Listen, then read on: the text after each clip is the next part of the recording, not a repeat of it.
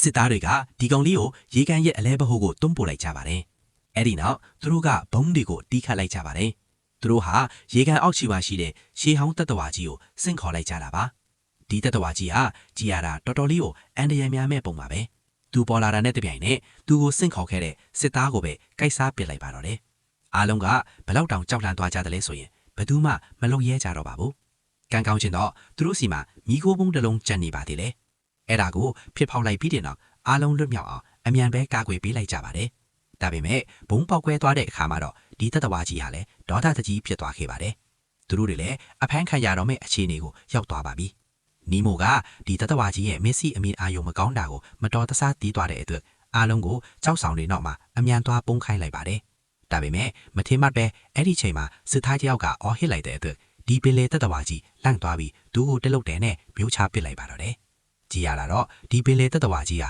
အကြားအာယုံတော်တော်လေးထက်မြင်ပုံရပါတယ်။အဲ့ဒီအခွင့်အရေးကိုတုံးပြီးတော့အားလုံးဟာကမ်းခြေကလီစီကိုအမြန်ဆုံးထွက်ပြေးခဲ့ကြပါတယ်။အားလုံးဟာရင်းငုံတင်ဘောတဲကိုအမြန်ဝင်တကားပိတ်ပြီးထွက်ပြေးဖို့ပြင်ဆင်လိုက်ကြပါတယ်။ဂုံမီနဲ့ဝေးသွားတာကြောင့်ဒီပင်လေတပ်တော်ဝါကြီးဟာသူ့ရဲ့ပြစ်မှတ်ကိုပျောက်ဆုံးသွားခဲ့ပါတယ်။မထင်မှတ်ပဲအင်ဂျင်စနိုးလိုက်တဲ့အတန်ကြီးကိုသူကကြားသွားပြင်ပါတယ်။ဒီပင်လေတပ်တော်ဝါကြီးဟာရေထဲကိုငုံရိုးသွားပြီးရင်းငုံတင်ဘောစီကိုအသေးတန်ချင်းကပ်လာပါတော့တယ်။သူဟာရင်းငုံတင်ဘောတစ်စီးလုံးကိုတိုက်ရိုက်ပဲရစ်ပတ်လိုက်ပါတယ်။တင်ဘောခန်းကြီးဟာလည်းတပ်ပတ်လုံးပတ်ချလေသွားခဲ့ပါတယ်။နီမိုကအတန်မထက်ပဲဖြတ်ကျော်သွားနိုင်ဖို့အင်ဂျင်ကိုအမြန်ပိတ်ခိုင်းလိုက်ပြီးဒီတပ်တော်ဝါကြီးစိတ်ကုန်ပြီးထွက်သွားအောင်ကြိုးစားခဲ့ပါတယ်။ဒါပေမဲ့သူတို့မမျှော်လင့်ထားတာကတော့ဒီငါးရှုံကြီးကရင်ကုန်တင်ဘောကိုရစ်ပတ်ထားတဲ့အချိန်မှာသူ့ရဲ့ခန္ဓာကိုယ်ထဲကနေဘူအားမြင့်လစ်စစ်တပ်တွေထွက်လာပဲဖြစ်ပါတယ်